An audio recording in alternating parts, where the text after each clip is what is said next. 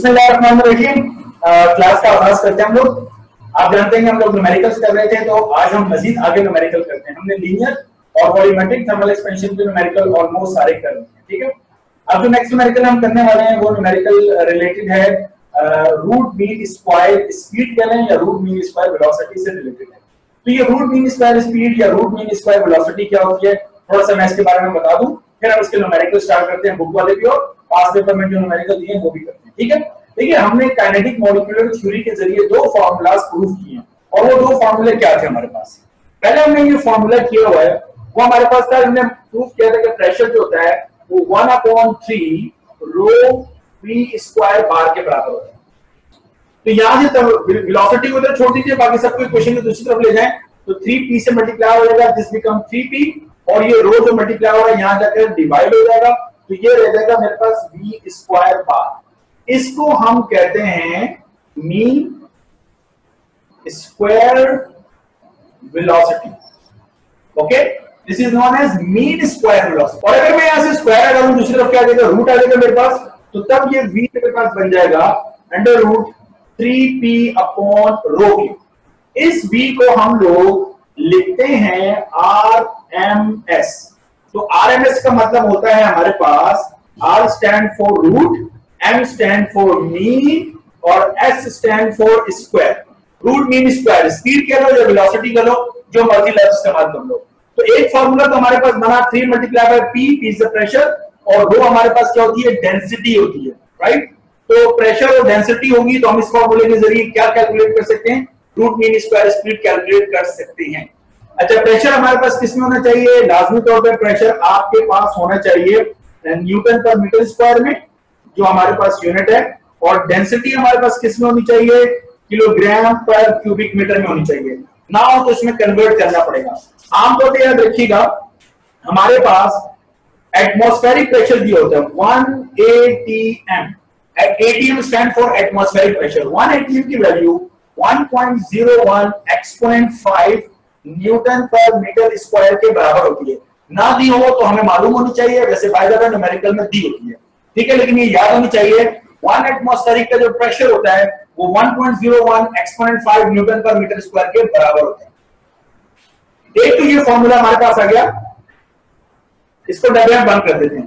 फिर यहीं से हमने एक और डेरिवेशन प्रूव की थी, अगर आपको याद हो वो डेरिवेशन में क्या प्रूव की थी, हमने प्रूव किया था कि half m v square bar किसके बराबर होता है, 3/2 के बराबर होता है, याद होगा आपको। तो ये 2 से अगर हम 2 को कैंसिल कर देते हैं तो m जो यहाँ पर मल्टीप्लाई है वहां जाकर क्या हो जाएगा, डिवाइड। तो मेरे पास v स्क्वायर बार जो आ जाएगा वो आ जाएगा 3 अपॉन m। तो इसको मैं क्या कहूंगा, इस v स्क्वायर बार को उसी तरीके से मीन स्क्वायर वेलोसिटी, राइट। कहीं पर हो सकता है हमें मीन स्क्वायर वेलोसिटी भी दी हो, ओके। इसी तरीके से अगर मैं यहां से स्क्वायर हटाता हूं तो यहां पे क्या आ जाएगा, रूट आ जाएगा। तो मेरे पास अब VRMS की वैल्यू आ जाएगी अंडर रूट 3 अपॉन m। तो मैं आपसे ये कह रहा था कि ये फॉर्मूला भी हम लोगों ने ड्राइव किया हुआ है। आप m v square bar 3/2 kT के बराबर है, 2 से 2 कैंसिल किया, m जो मल्टीप्लाई था वहां जाके डिवाइड हो गया, तो v स्क्वायर बार इसको मैंने कहा था मीन स्क्वायर वेलोसिटी। तो जब मैं ये स्क्वायर हटाऊंगा तो दूसरा रूट आ जाएगा। Now this is known as root mean square speed या रूट मीन स्क्वायर वेलोसिटी। तो वी हैव टू फार्मूला। इस फार्मूले के अंदर हमारे पास भी कुछ चीजें नोन है और कुछ चीजें हमें मालूम करनी होती है। मसलन जो k है वो हमारे पास बोल्ट्जमैन कांस्टेंट है, और बोल्ट्जमैन जो कांस्टेंट है उसकी वैल्यू हमें याद है। वैसे तो मैंने देखा एग्जाम में दी होती है, लेकिन बहुत बार नहीं भी दी होती, बहुत बार एग्जाम में ट्रिकी काम करता है। एज वी नो कि k जो है वो R/NA के बराबर है, ये बात हम जानते हैं। तो वो हमें R की वैल्यू देता है और वो हमें NA की वैल्यू देता है, लेकिन k की नहीं देता। तो हमें दोनों को डिवाइड करके k की वैल्यू मालूम करनी पड़ जाती है। लेकिन अगर हमें याद हो 1.38 एक्सपोनेंट -23 तो हमारा काम आसान है। तो k की वैल्यू हमें मालूम है कि गिवन वैल्यू। T हमारे पास टेम्परेचर है, मस्ट बी इन केल्विन, याद रखिएगा। अगर ये हमारे पास डिग्री सेंटीग्रेड या सेल्सियस के अंदर हो तो इस T को केल्विन में कन्वर्ट करना है, लाजमी कन्वर्ट करना है। अब यहाँ पे एक चीज और रह जाती है, वो m है। m हमारे पास क्या है, मास ऑफ द मॉलिक्यूल। मैंने आपको बताया था जब भी हम बोल्ट्जमैन कांस्टेंट यूज करते हैं तो m हमारे पास क्या होता है, एक मॉलिक्यूल का मास होता है, याद है आपको ये बात। और अगर ये m एक मॉलिक्यूल का मास है तो इसको ये हमें मालूम होना चाहिए कि उसको किस तरह कैलकुलेट करते हैं। अच्छा, हमारे बुक में जो न्यूमेरिकल है उसमें m हमें नहीं दिया होता, लेकिन एग्जाम में न्यूमेरिकल अगर हम देखते हैं तो उसमें m की वैल्यू हमें दी होती है। मैं आपको तरीका बता देता हूं कि आप m की वैल्यू कैसे फाइंड आउट करेंगे। ठीक है, m की वैल्यू मालूम करने का तरीका मैं आपको बता देता हूं। देखो, बहुत आसान है m की वैल्यू मालूम करना। और वो m की वैल्यू हम कैसे मालूम करेंगे, m की वैल्यू ऐसे मालूम करते हैं कि जो m है, जब भी आपको m मालूम करना हो, एक मॉलिक्यूल का मास मालूम करना हो, तो आपने क्या करना है, आपने जो भी आपको गैस दी हुई है उसके मोलर मास को डिवाइड कर देना है 6.023 10⁻26 से। 23 से क्यों डिवाइड किया, 23 से डिवाइड करूंगा तो ये मास मेरे पास आ जाएगा ग्राम्स में, और मैं जानता हूं मास की यूनिट ग्राम नहीं होता, किलोग्राम होता है, इसके 26 किया हुआ है। ये बात समझ आ रही है। मिसाल के तौर पे वो मुझे कहता है हाइड्रोजन मॉलिक्यूल है, तो हाइड्रोजन का जो एटॉमिक मास होता है वो कितना होता है, 1 मॉलिक्यूल है तो 2 हाइड्रोजन, इसका मतलब है कि एटॉमिक मास या मोलर मास, हाइड्रोजन मॉलिक्यूल का मोलर मास कितना हो गया, 2। तो 2 को डिवाइड करूंगा 6.023 एक्सपोनेंट 26 से, तो मेरे पास हाइड्रोजन का मास आ जाएगा। Same story goes for the nitrogen molecule. I know the atomic weight of the nitrogen is 14. So nitrogen molecule means there are 2 atoms. So 14 multiplied by 2, 28. So molar mass becomes 28, and you have to divide it by 6.023 exponent 26. There you get the mass of the nitrogen molecule in kilogram. मेरा ख्याल है आसान सी बात है। अगर ना दिया हो तो जो भी मोलर मास है उसको इस नंबर से डिवाइड करोगे। ओके, तो ये हमारे पास एक फॉर्मूला ये दोनों फॉर्मूलाज हमारे पास एग्जाम में यूज होते हैं, डिपेंड अपॉन कंडीशन कि आरएमएस के लिए अगर टेम्परेचर दिया हो गो फॉर दिस, प्रेशर और डेंसिटी दिया हो गो फॉर दिस। ओके, अब हम इसके न्यूमेरिकल को करने के लिए रेडी हो गए, सो लेट्स स्टार्ट न्यूमेरिकल। सबसे पहले हम बुक के न्यूमेरिकल कर रहे हैं, तो बुक में जो हमारे पास न्यूमेरिकल है पेज नंबर 38 के ऊपर, and that is numerical number 11.4। इसके अंदर वो हमसे कह रहा है कि जनाब calculate root mean square speed, यानी VRMS हमने मालूम करना है। और किसका मालूम करना है, हाइड्रोजन मॉलिक्यूल का। हाइड्रोजन मॉलिक्यूल मास गिवन नहीं दिया हुआ बुक वाले ने, एट 800 केल्विन। तो ये जो 800 केल्विन है ये क्या है, टेम्परेचर। सो सॉल्यूशन जब मैं करता हूं तो टेम्परेचर वाला VRMS का जो फॉर्मूला है वो मेरे पास है √3kT/m। K मुझे मालूम है, T हमें गिवन है, M अगर मुझे मालूम हो जाए तो मेरा मसला हल हो जाएगा। So name it equation number 1। सबसे पहले हम M मालूम करेंगे कि मास ऑफ मॉलिक्यूल कितना है। तो मैंने आपको तरीका बताया था कि मास मालूम करने का तरीका ये है कि जो भी मोलर मास हो, अब हाइड्रोजन मॉलिक्यूल है, मॉलिक्यूल का मतलब समझते हैं H2 है, ये मतलब है ना हाइड्रोजन मॉलिक्यूल का। तो हाइड्रोजन मॉलिक्यूल, एक हाइड्रोजन का जो एटॉमिक मास होता है या एटॉमिक वेट होता है वो कितना होता है, 1 होता है। तो 2 है तो कितना हो जाएगा, 2 हो जाएगा, राइट। और डिवाइड करना है 6.023 एक्सपोनेंट 26 है, राइट। तो यहां से इसको इससे डिवाइड कीजिए, आपके पास मास आ जाएगा m। अब m की वैल्यू हमारे पास आ चुकी है, k हम जानते हैं, t हम जानते हैं, इसे क्वेश्चन में पुट करेंगे आंसर आ जाएगा। So VRMS is equal to √3 multiply by k की value 1.38 exponent -23 temperature 800, right, and divided by m है क्या है 3.3206 एक्सपोनेंट -27 kg। ओके, तो ये वैल्यू उठा के मैं यहां पुट कर रहा हूं 3.32 एक्सपोनेंट -27। तो ये सारा रूट के अंदर है, इसको हम सॉल्व कर लेते हैं। सो VRMS इज इक्वल टू, अब देखिए हमने रूट अप्लाई किया, उसमें डिवीजन है 3 multiply bye 1.38 exponent -23 and multiply by 800, और डिवाइड कर रहे हैं हम इस वैल्यू के साथ। So my answer is 3158.1 777 speed या velocity, so the unit is metre per second. ये जवाब हमारा आ चुका है। मेरा ख्याल है आसान न्यूमेरिकल है, आप लोग कर सकते हैं। ठीक है, एक दफा इसको देख लीजिए, कोई चीज पूछने वाली हो तो पूछ लीजिए। मेरा ख्याल है आसान ज्यादा कोई इसमें इशू नहीं होना चाहिए। अब मैं आपसे शेयर करता हूं एग्जाम के न्यूमेरिकल, और मेरा ख्याल है ये न्यूमेरिकल अब आप मुझे आसानी के साथ खुद करके दे सकते हैं।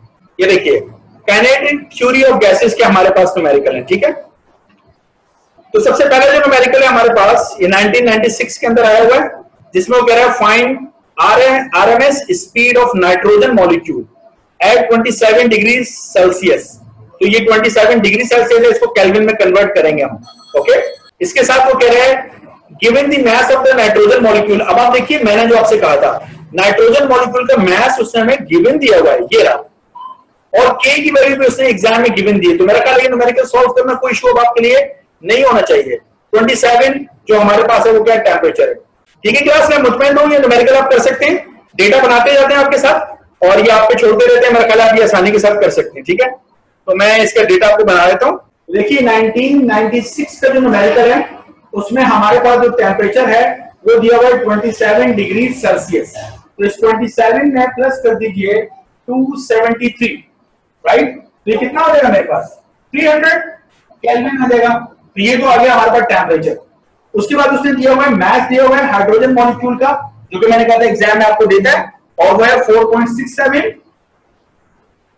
Exponent minus 26 kg।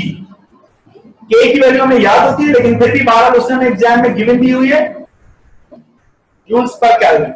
ओके, और हमें मालूम करना है VRMS।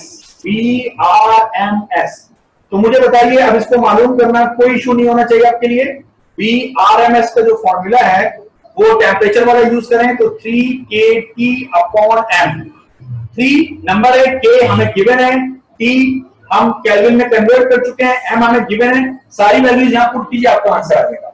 नेक्स्ट हमारे पास है find the root mean square speed of hydrogen molecule at 7 degree. तो मेरे ख्याल है 7 डिग्री को आप टेम्परेचर को केल्विन में कन्वर्ट कर सकते हैं, प्लस 273 कीजिए। मास of the hydrogen molecule given दिया हुआ है, लीजिए, ये भी कोई मसला नहीं है। अब आप देख सकते हैं कि बोल्ट्जमैन कांस्टेंट की वैल्यू उसने हमें यहां लिखा हुआ है बोल्ट्जमैन कांस्टेंट। तो वी नो कि जो के होता है वही होता है ना बोल्ट्जमैन कांस्टेंट। तो के नहीं लिखा, बोल्ट्जमैन कांस्टेंट का नाम लिख दिया, तो के की वैल्यू दी है। तो बहुत आसान न्यूमेरिकल है, बिल्कुल न्यूमेरिकल नंबर 1 की तरह, सिर्फ टेम्परेचर को आपको कन्वर्ट करना है, बाकी तमाम गिवन वैल्यूज हैं, तो √3kT/m से हो जाएगा।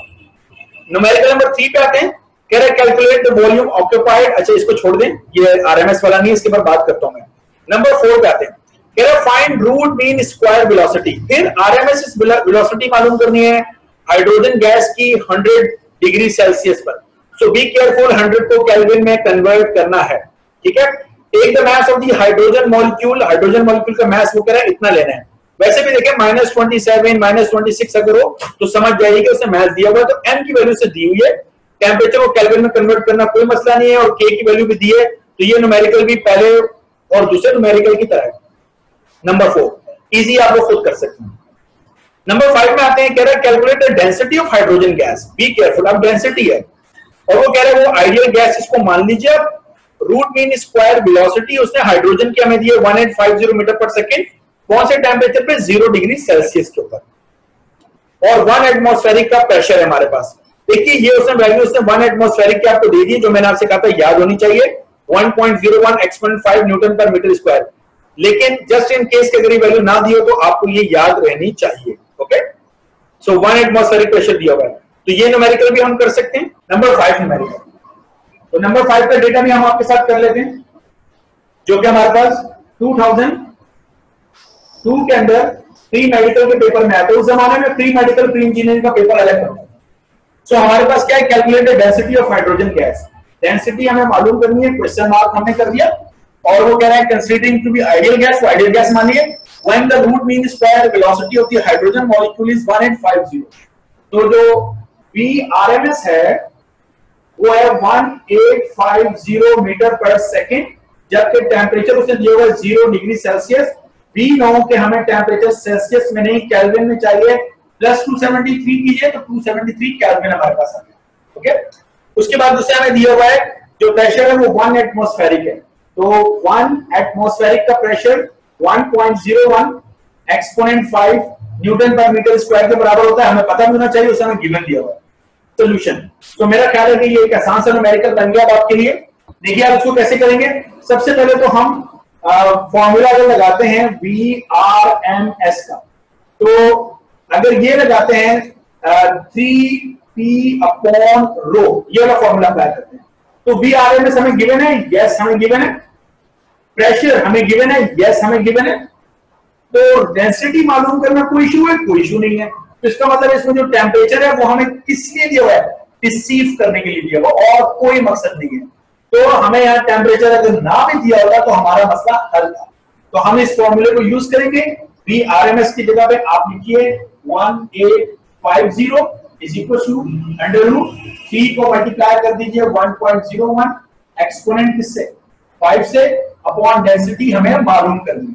तो यहां से रूट हटाएंगे तो 1850 पे स्क्वायर अप्लाई कीजिए, ठीक है, is equal to 3 multiply by 1.01 exponent 5 upon density. इसको यहां ले आइए डेंसिटी को, इसको नीचे ले जाइए। तो डेंसिटी हमारे पास 3 multiply by 1.01 exponent 5 divided by 1850 पे होल स्क्वायर। तो यहां से हमें डेंसिटी मालूम हो जाएगी। तो मेरा ख्याल इसको कर ही लेते हैं हम लोग। जब यहां तक पहुंच गए, पूरा कर ही लिया हमने। 3 multiply by 1.01 exponent 5 divided by 1850 और उसके ऊपर स्क्वायर। तो जो मेरे पास आंसर आ रहा है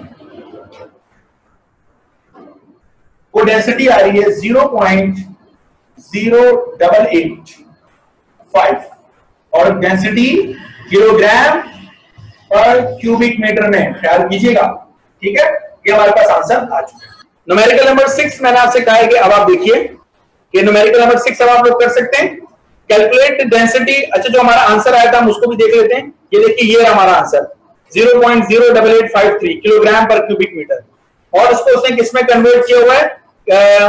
और अच्छा, ये उसने साइंटिफिक नोटेशन में लिखा है, कोई मसला नहीं है, आप लोगों को आता है सेकंड ईयर के बच्चों के पॉइंट को अगर आप राइट पे मूव करेंगे तो पावर नेगेटिव में इंक्रीज होती है। तो कितना डिजिट मूव किया है उसने? 1 2 और 3, 8 के बाद, दूसरे 8 के बाद लिखा है ना, क्योंकि 3 डिजिट राइट पे लेकर गया सीधे हाथ पे, तो पावर माइनस में, तो -3। Okay, number 6 numerical, calculate the density of hydrogen gas considering to be ideal gas. Same numerical है नंबर 5 की तरह, ठीक है। और रूट मीन स्क्वायर दी हुई 1850, 0 डिग्री पे 1 एटमॉस्फेरिक प्रेशर है। तो number 5 number 6 are completely identical, same answer है हमारे पास। तो यहां जाके हमने ये न्यूमेरिकल इंतहाई खुशउस्लूबी के साथ मुकम्मल कर दिया। तो क्या करें, मुझे कॉन्फिडेंट रहना चाहिए कि आप लोग जो न्यूमेरिकल कर सकते हैं रूट मीन स्क्वायर वाले, इंतहाई आसान न्यूमेरिकल होते हैं, ठीक है। अच्छा, अब इस मौके पर हम आपको एक एग्जाम्पल, सॉल्व एग्जाम्पल करवाने वाले हैं। और वो सॉल्व एग्जाम्पल मैं आपको क्यों करवा रहा हूँ, सिर्फ इसलिए करवा रहा हूँ कि वो जो एक न्यूमेरिकल इसमें आपने देखा था अभी आया था, जो मैंने कहा था न्यूमेरिकल नंबर 3 जब आया हुआ था, एग्जाम ही आया हुआ है, तो मैंने कहा था एक मिनट रुकिएगा, इसके बारे में बाद में बात करते हैं। ये बेसिकली हमारे बुक की सॉल्व एग्जाम्पल है, पेज नंबर 12 के ऊपर है 11.3, ठीक है। और ये जो आंसर आएगा, इस आंसर को आपने जबानी रटना भी है, ये भी ख्याल कीजिएगा, क्योंकि ये जो आज जवाब आएगा ये एज एक एमसीक्यू भी आ सकता है, तो इसको अच्छी तरीके से याद रखना है। कौन से कह रहे हैं? Calculate the volume occupied. Volume कितना ऑक्यूपाई करेगा बाय ग्राम मोल। ये जो लफ्ज लिखा हुआ है ग्राम मोल, एक ग्राम मोल का मतलब होता है मोल कितने दिए हुए? 1 दिए हुए।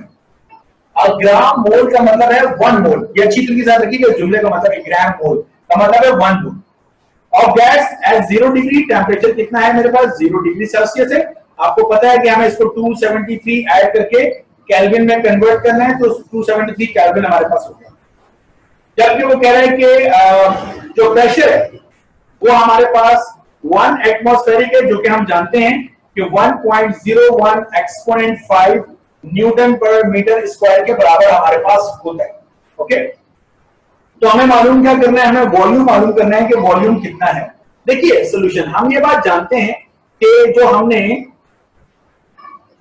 जनरल गैस इक्वेशन पढ़ी है, वो जनरल गैस इक्वेशन हमारे पास क्या है कि PV = nRT है। तो इसमें अगर हमें V मालूम करना है तो V हमारे पास किसके बराबर हो जाएगा? ये हो जाएगा nRT/P। So V is equal to n, हमें कितने दिए हुए हैं, नंबर ऑफ मोल्स 1 दिए हुए हैं, R यूनिवर्सल गैस कांस्टेंट है 8.314, टेम्परेचर हमारे पास कितना है, वो है 273, और प्रेशर हमारे पास है 1.01 एक्सपोनेंट 5। तो इन तमाम को अगर आप कैलकुलेटर में रखते हैं और सॉल्व करते हैं तो हमारा आंसर जो आता है वो आता है 0.0224, और वॉल्यूम का यूनिट क्या होता है, क्यूबिक मीटर पर मोल। अब क्यूबिक मीटर पर मोल हमने क्यों लिखा है ये मैं जरा समझा देता हूं आपको। इसके यूनिट में नीचे लिखता हूं, रिफ्लेक्शन आ रही है। यह क्यूबिक मीटर पर मोल के हमारे पास 1 मोल गैस, हमेशा याद रखिएगा 1 मोल गैस का वॉल्यूम इतना होता है, ये फिक्स है हमारे पास। 0 डिग्री टेम्परेचर पे या टेम्परेचर ना भी दिया हो, 1 मोल गैस का हमारे पास ये जो टेम्परेचर है, दिस टेम्परेचर, ये टेम्परेचर और ये प्रेशर, इसको क्या कहते हैं, इसको हम कहते हैं STP, स्टैंडर्ड टेम्परेचर प्रेशर। तो स्टैंडर्ड टेम्परेचर कितना होता है, 0 डिग्री यानी 273 केल्विन। स्टैंडर्ड प्रेशर हमारे पास कितना होता है, 1 एटमॉस्फेरिक होता है, जो कि 1.01 एक्सपोनेंट 5 न्यूटन पर मीटर स्क्वायर के बराबर होता है।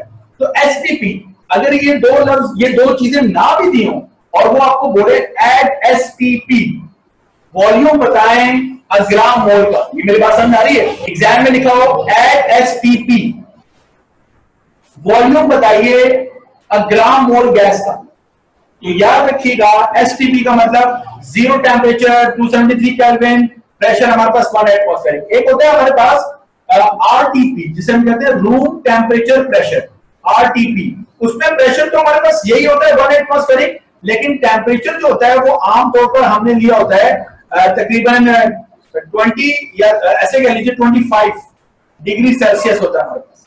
ठीक है, बहरहाल ये हमारा टॉपिक नहीं है RTP का, हमारा टॉपिक है STP का। ओके, अच्छा, अगर हम इस अपने आंसर को 1000 से मल्टीप्लाई कर दें, मल्टीप्लाई 1000, तो ये हमारे पास हो जाता है 22.4, और ये 22.4 हमारे पास यूनिट क्या बन जाता है, लीटर्स। ये याद रखिएगा 22.4 क्या है, लीटर्स। या तो अगर आप उसको लीटर नहीं लिखना चाहते तो इसको आप लिख सकते हैं DM3। तो बहरहाल याद रखिएगा कि 22.4 लीटर्स कहलाता है जब हम किससे मल्टीप्लाई करेंगे, 1000 से मल्टीप्लाई करेंगे। ओके, क्यूबिक मीटर हमारे पास बराबर होता है 1000 लीटर्स की। ठीक है, ये याद रहेगी, 1 क्यूबिक मीटर किसके बराबर होता है, 1000 लीटर्स के बराबर। तो ये एक इंपॉर्टेंट एग्जाम्पल है, और यही एग्जाम्पल उसने क्वेश्चन के तौर पे दी हुई है। ये देख लीजिए, calculate the volume occupied by a gram mole. A gram mole का मतलब है 1 मोल।